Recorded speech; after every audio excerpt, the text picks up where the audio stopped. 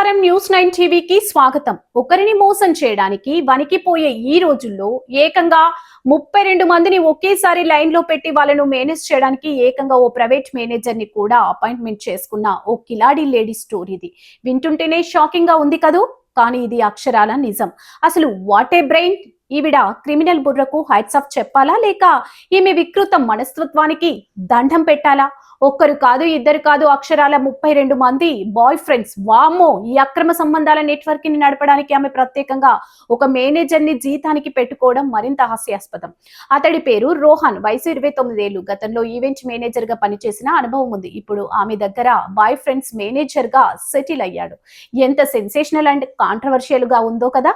అసలు ఈ manager duty ఏంటో తెలిస్తే మీ మైండ్ బ్లాంక్ అవ్వడం ఖాయం.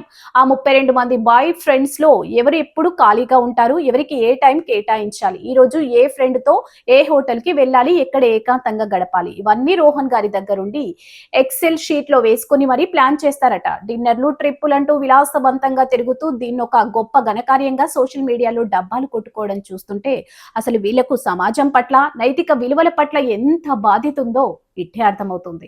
అంతేకాదండోయ్, నా 32 మంది బాయ్ ఫ్రెండ్స్ లో ఎవరి మనోభావాలు దెబ్బతినకుండా నా మేనేజర్ పక్కాగా ప్లాన్ చేస్తాడు అంటూ ఈమె ఏమాత్రం సిగ్గు లేకుండా గొప్పలు చెప్పుకోవడం నిజంగా ఆమె వికృత మనస్తత్వానికి పరాకాష్ట.